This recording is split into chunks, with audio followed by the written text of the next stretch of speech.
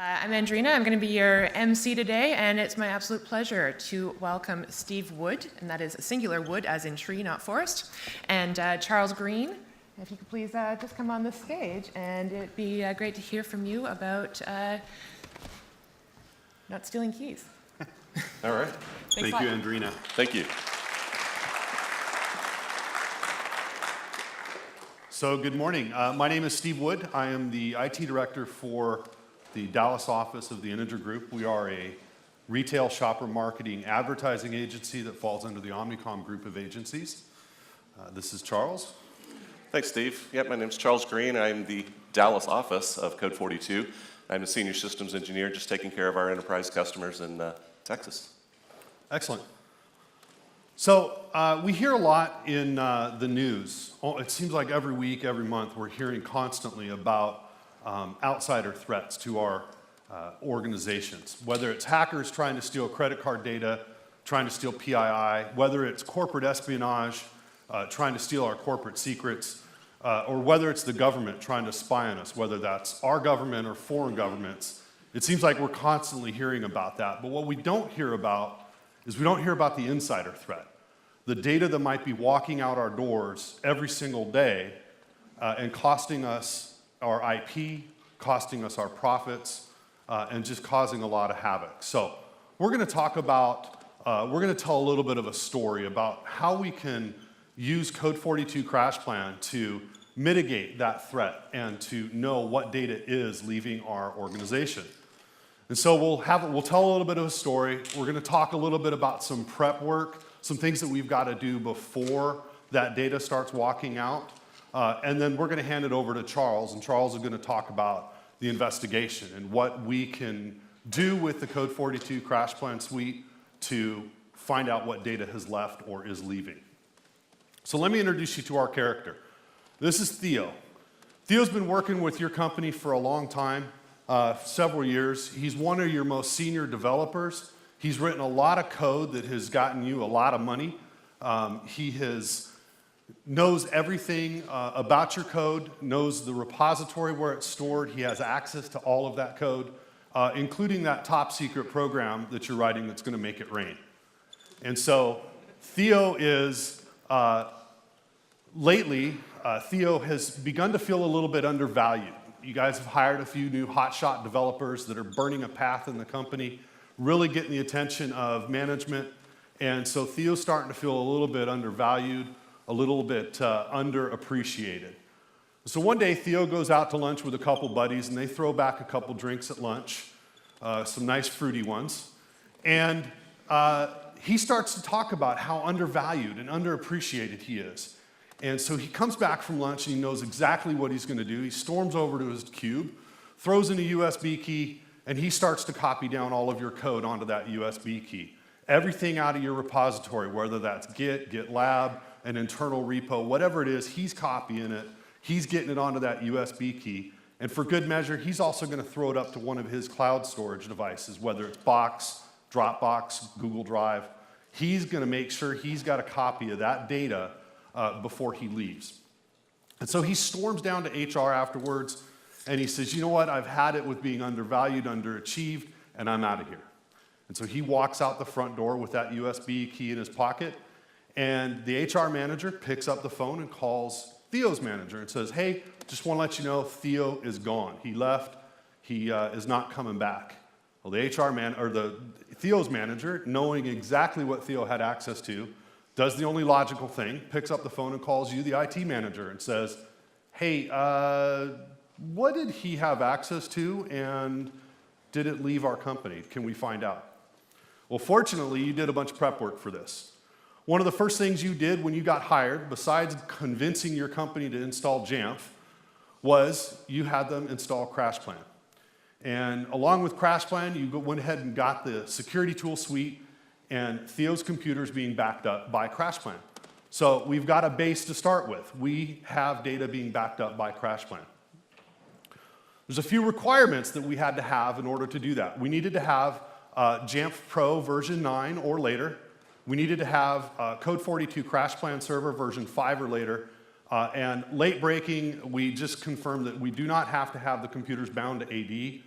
this will work with an unbound system like what Mac at IBM is doing. So there is documentation out on the Jamf website, a PDF for deploying, and that does say that you need to be bound to AD or to a directory service of some kind, whether that's Open LDAP.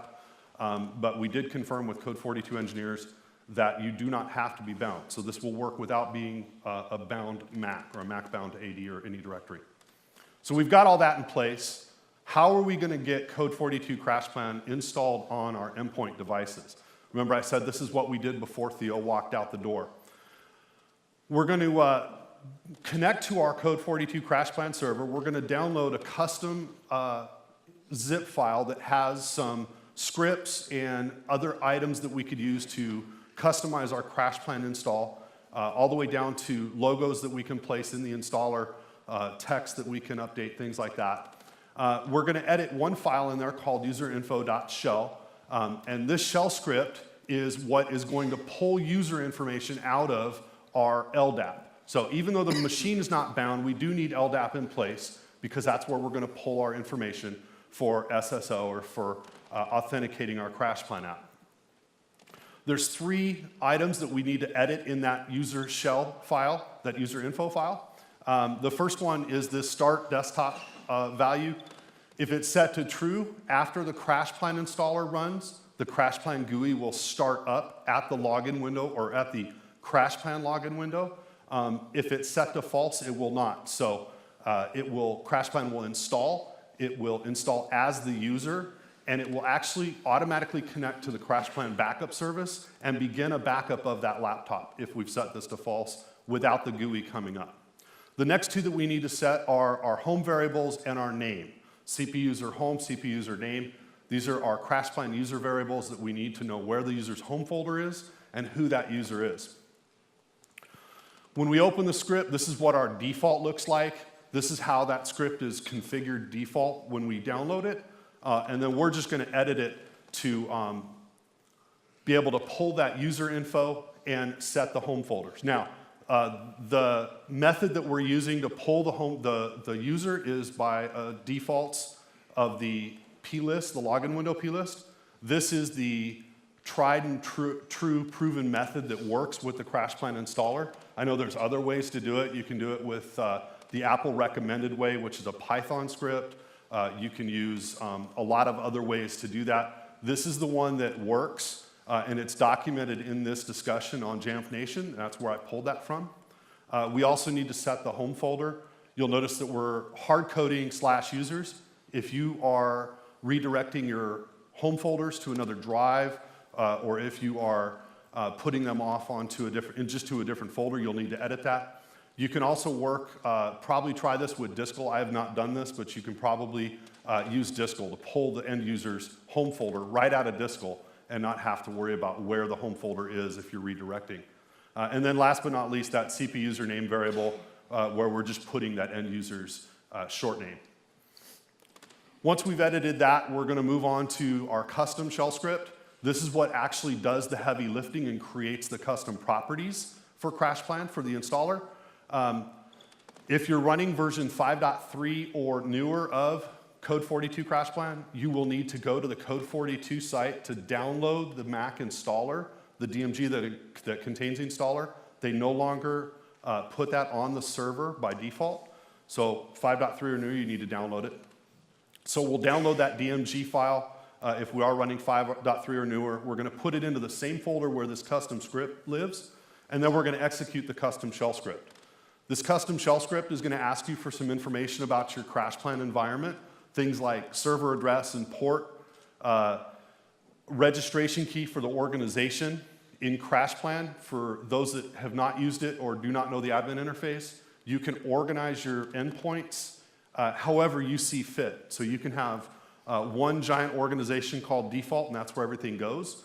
You can have an organization called laptops. However you want to lay out your CrashPlan install is how you can do it. It does not have to mirror your OUs in AD or in your LDAP. Again, it's up to the CrashPlan administrator how they want to organize their installation.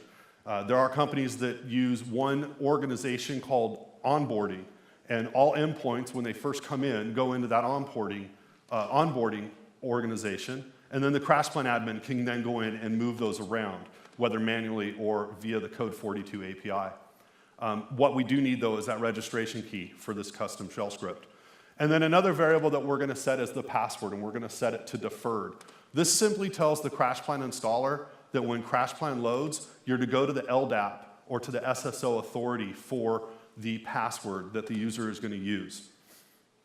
Once we've done all that, we've run this shell script. It's going to mount that DMG file that we downloaded, and it's going to drop a .custom folder onto that DMG and then dismount the DMG. What we want to do then is we're going to remount that DMG file, and we're going to create a PKG file that will install that custom folder into /library/application support/CrashPlan. Now, obviously, that you're doing this on a test Mac first on your build machine so that you can grab this folder. You can use Composer, packages, whatever command line tool you want to use to grab that .custom folder and create a PKG file of it. You're going to add that custom packages, that custom properties package to your Jamf server. You're also going to upload the custom or the CrashPlan installer to your Jamf server as well. And then we need to set package priorities. Your custom properties need to install before the installer runs. So by default, when you upload something to your Jamf Pro server, it's going to come in as a priority of 10. You just want to make sure that your custom properties are either 9 and your installer is 10, or your properties are 10, your installer is 11. It just means you just need to make sure that the properties install first. That's the key thing. In Dallas, this is how I have my properties set. I have our custom set to 8, and then I have our installer set to 10. So once we've done all that, now we need to create our policies to deploy. We're going to deploy this at login, or we can deploy it via self-service. And the reason you want to do this at login or self-service is because at the login prompt, when the user's logging in, the CrashPlan installer is going to grab that username, and that's the username that's going to be assigned to this machine for CrashPlan. So we're going to create that policy. The policy is going to contain both our custom properties and our CrashPlan installer, and it's going to be set to either login trigger or self-service. And so this is what a login policy would look like. Simply going to set it to trigger at login, run once per computer, and then it's going to have those two packages that we said. And so let's see what that looks like with a quick little demo. I'm not quite as fly by the seat of the pants as Dean and them are, so I've recorded because I don't trust the demo gods. So we're going to go ahead and log into our computer using our AD credentials. In the background, as we're logging in, that policy is going to kick off. It's going to drop our custom properties, and then that CrashPlan installer is going to run. As I mentioned earlier, once the CrashPlan installer finishes running, we're going to get the CrashPlan logo in the menu bar, and the CrashPlan software, the backup service on the machine, is actually going to connect to the backup server and begin that backup process for us. So there we have the the CrashPlan logo up in the menu bar. We're going to go up and click on that. We're just going to say Code42, show Code42 CrashPlan, and the GUI is going to start. And you'll notice that the end user's name is already populated in CrashPlan, and all we have to do is provide our AD password, our LDAP password, and we'll be able to log in and see Code42 CrashPlan running and already backing up. And because I've run this on another machine already, or I've got other machines, I can actually adopt another machine if I needed to. And so that's how we deploy it via login. What about self-service? And we use self-service down in Dallas to do it just because during our onboarding process, I like to have the end user know exactly what's going on and what they're doing. So I do this through a self-service policy. And so we'll go up and we'll open up self-service. We're going to go to the utilities category, which is where I store our CrashPlan. And once we get in there, we'll click on install CrashPlan. Same thing's happening. That custom folder is dropping into that library application support CrashPlan folder. And then the actual CrashPlan installer's running. That CrashPlan logo will show up in the menu bar again. It's connecting to the backup service. It's connecting to the backup server. and it's already beginning the backup process while we go out and open up the GUI again and log back in. So here we are putting our LDAP password in, log in, and voila, we're into CrashPlan. And so we didn't have to provision users in CrashPlan at all. You do not have to go into the CrashPlan console and provision these users beforehand. Once the installer runs and drops that custom property, or the policy runs and that custom folder drops, when they log in the very first time, their user, or when the backup service kicks off the first time, their user is actually created in the CrashPlan console. It's an LDAP pass-through straight to your LDAP, and it authenticates and starts the backup. So we've gotten CrashPlan onto Theo's computer earlier, so before Theo left. So quick review, what did we do? We downloaded that custom.zip file. We edited the user info shell script. We ran the custom shell script after downloading the installer. We uploaded the custom properties and the installer to the JAMP server. And then we created our policy to deploy. So now that we've got CrashPlan on our machine, what's our next step? And so I'm going to hand it over to Charles, and he's going to walk us through how we can actually investigate and figure out what Theo has taken. Excellent. Thanks, Steve. So I wanted to just share a quick story that a customer shared with me recently. It's a little bit of a sad story, but it does have a happy ending, so bear with me. But as you know, we had some floods recently down in Louisiana, and he emailed me and said, look, I've never had to evacuate the house before. This is, I've weathered hurricanes and everything, and so we stayed put, and all of a sudden we realized in the middle of the night that we were going to have to evacuate. And I raced in, got my wife out, and got my kid out, and then I'm faced with that decision that nobody ever wants to make. It's like my Mac is still in the house. It's got some family photos, some things I care about. It's got some business plans for a small business I want to kind of start on the side. And it's got some projects that I've been working on for the company that I think could really change our company. And so I'm sitting here weighing this decision, and suddenly I realized it's being backed up with CrashPlan. I don't have to worry about this. So I was able to go in and get my other kid instead. But so we know you value your data. Hopefully not quite that much. But that's kind of the focus on the security tools is what data is on your devices, what's the value to the organization, and how can you kind of protect yourself? And there's been some interesting news stories. There was recently a story with the NSA arresting a contractor that was stealing code. And of course, depending on how you feel about the NSA, depends on how you feel about that story. But there are a lot of valid reasons to monitor and just make sure that your intellectual property is protected. And so the Code42 security tools are simply helping you monitor against not only the insider threat, but the potential for accidental exposure, sometimes just bad practices. If somebody has the ability to go BYO and starts just using all sorts of technology that's not approved and they don't know where to store the information properly. So the requirements for security tools, this is actually a separate license. It is an add-on to Code42 CrashPlan, but it is the same admin console, and it's actually the same agent. We found that if you've got an agent that's already watching the file system, it's very easy to adapt that and have it watch the file system not only for backup purposes, but to help you monitor the data. So you need a license. This has been available since 5.1 or later. You need to be running CrashPlan app if you're still running the 4 series, 4.5 or later, and if you've upgraded to the new 5 agent, then 5.1 or later. And then users' archives must use the standard archive encryption key. So if you are using the level 2 where you're password protecting that, this won't work, or if you've gone to level 3 where you let the users self-generate their own encryption key, you definitely won't work with that. So enabling the endpoint monitoring is a very straightforward process. Once I've applied the license, I'm simply going into the admin console, and now on global settings, and there's a menu option called endpoint monitoring, and I select the type of events that I want to monitor. And I'll go into more detail in a minute into what those events are and what we're covering with each of those.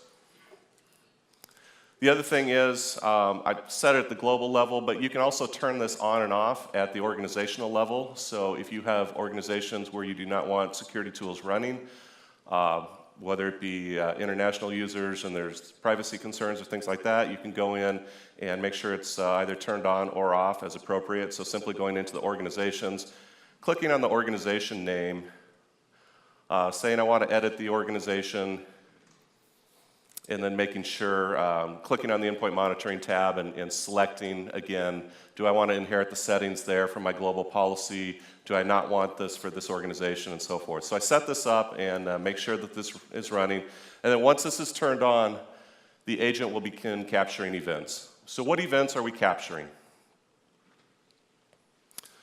First of all, we are capturing, there we go, a removable media. So we're monitoring what data got copied to or from a USB device, SD card, external hard drive, and we are creating a log file of that data. So we have a catalog of the file names, MD5 hash values for those files, USB serial number device, name of that USB device, and a whole lot of metadata such as timestamps, IP address information, and I'll show you an example of that.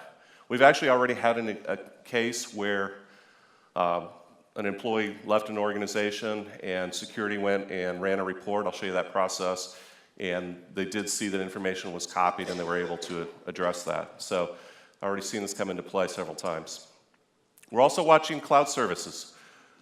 So if a user is copying data to a personal Dropbox account, Box, Google Drive, iCloud, or OneDrive consumer, we are actually monitoring that.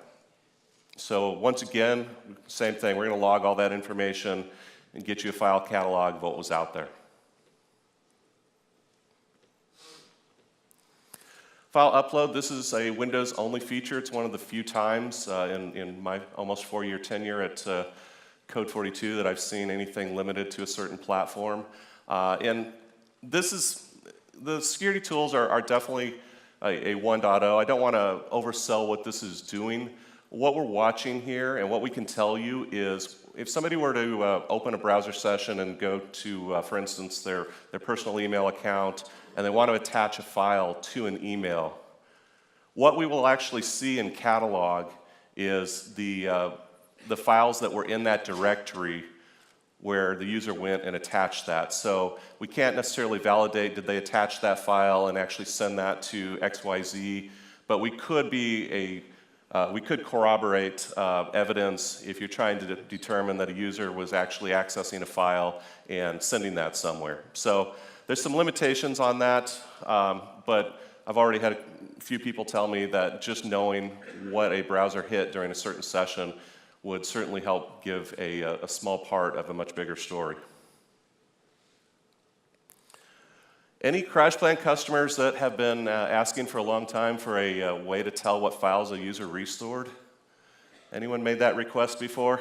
I know that I've been hit up with that, certainly. The information was always there, just kind of buried in some log files. You could get to it.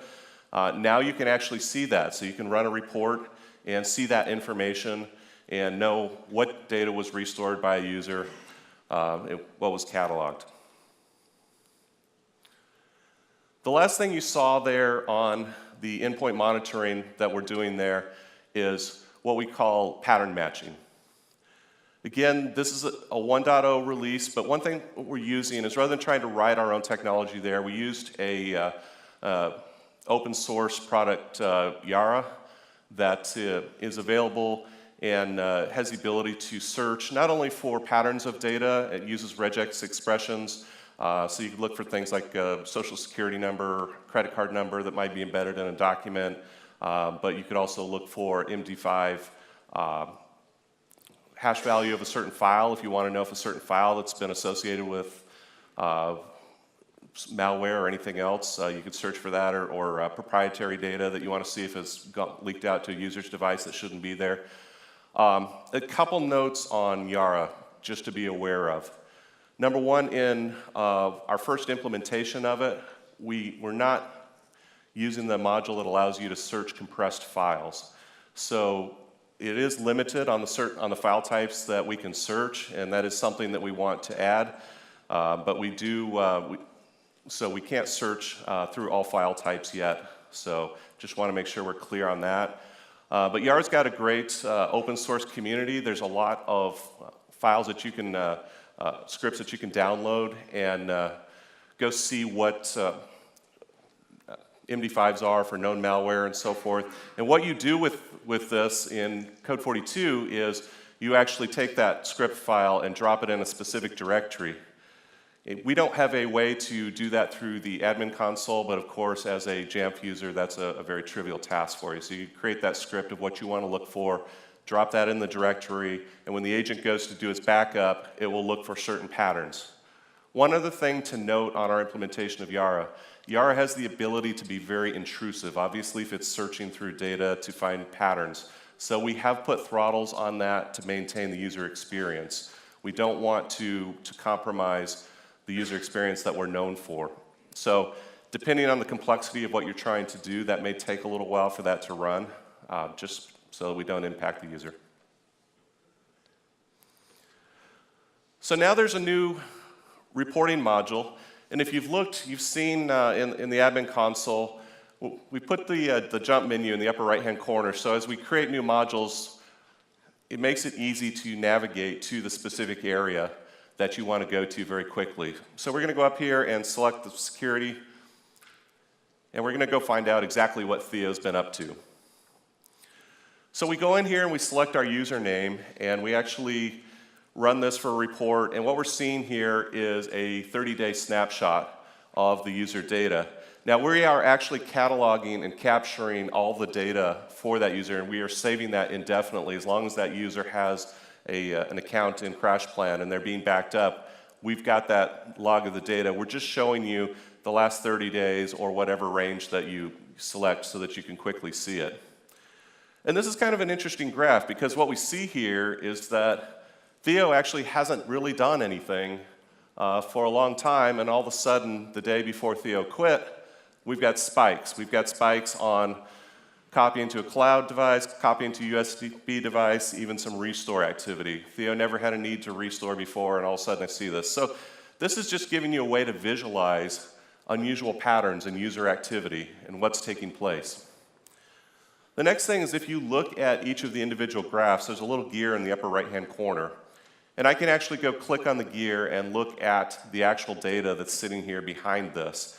I can look at it at a master level and for all of the events that we've logged and have occurred, or I can actually go look at one specific thing. So if I just want to see what files were restored, just select the gear to the upper right-hand corner of that section, and I'll see that information. And what I'll get is very simply a log file of that data. Nothing super fancy right now, but the log file, and I've shortened this. Like I said, there's a ton of metadata that gets captured. So I'm seeing here things, the different device events where a USB device was inserted, where where a restore job was run, personal cloud activity. So I can quickly search for those events, look at the types of data that are being moved around. I can see that Theo did some things with a file called vacation plans, and so yeah, probably just copying vacation plans off to their personal device.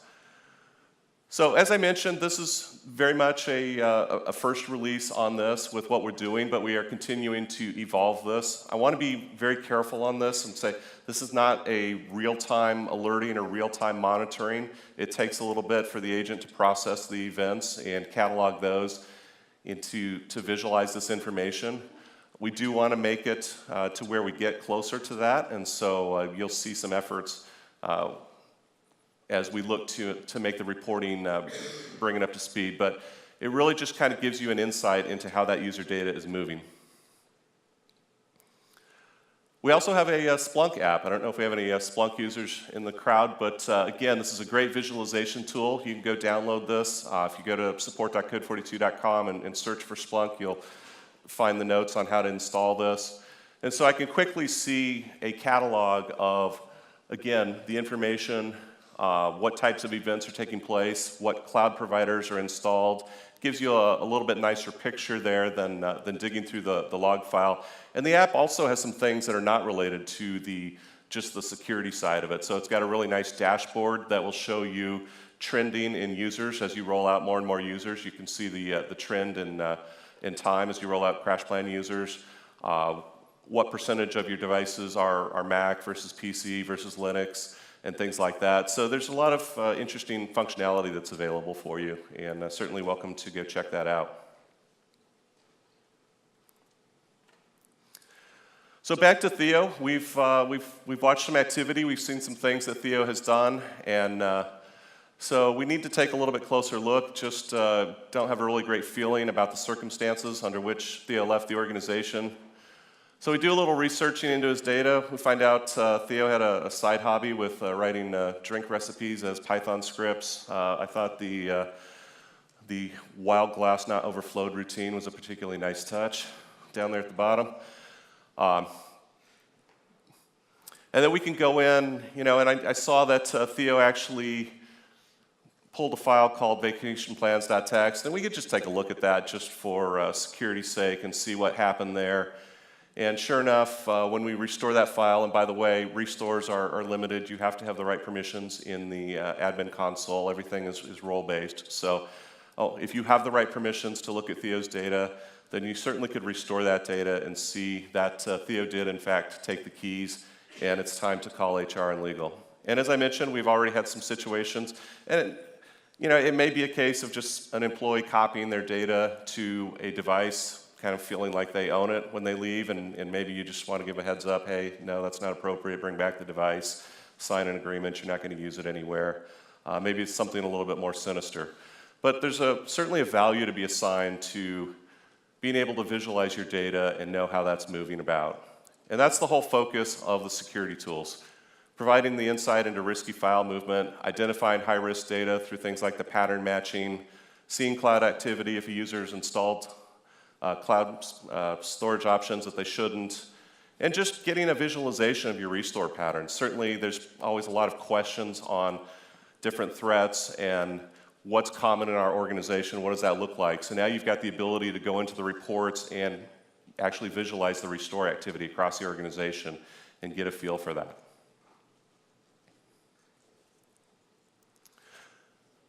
So I had Steve present at an event that we did where we partnered with Jamf in Dallas, and this was his value proposition, and I certainly loved this as a IT guy who gave up in the hands-on world and moved over to the sales engineering side. I certainly can relate to this, but Steve, we appreciate you being a great customer and taking the time to share with us. Absolutely.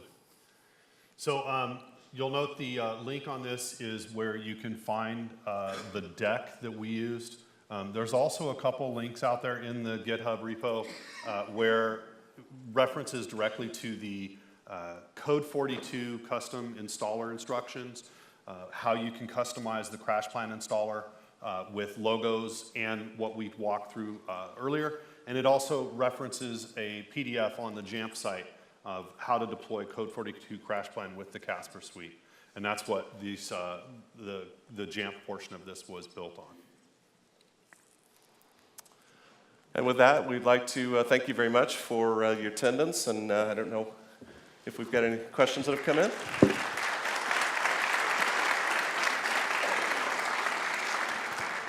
Thanks so much, both Charles and Steve. We have had a question. I believe, Steve, this is probably for you.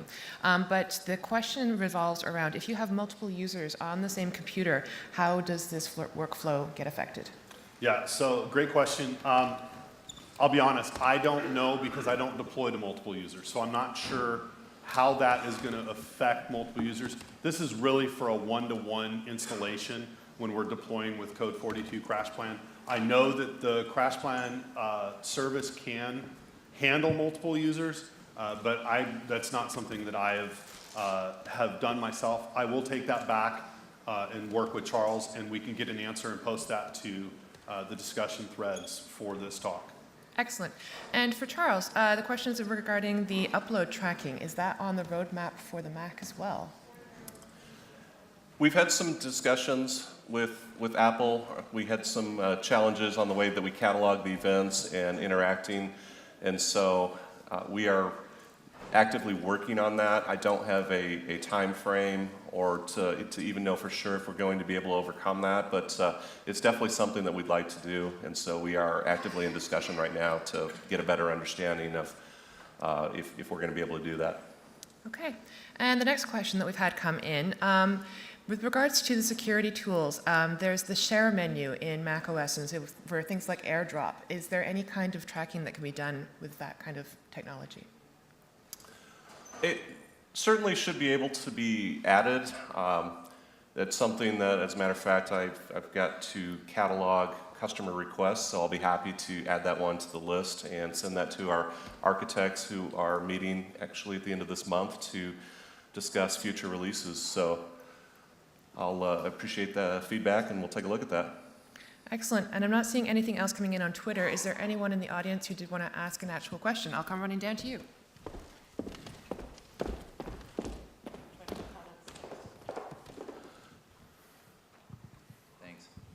Thank you, guys. I lost my voice. I didn't want to shout. Can you comment about the specific method that's used to detect cloud data movement, and can you capture lesser-known services like OwnCloud or SpiderOak? Yeah, I just had that question come up recently with a CISO that I was talking to in Houston.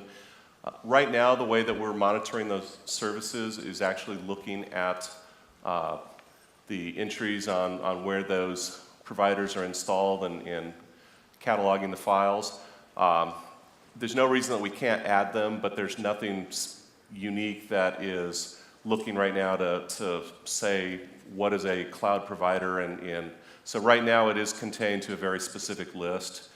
One thing that I've kind of proposed is that maybe we give you the ability to go into the admin console and actually add services that you're concerned about and say, hey, let's watch this particular spot on a device or something like that, so that you could add to our catalog possibly faster than we can. But right now, it is constrained to those specific devices that I saw shown. So, thanks. And is there any, I think one more down here.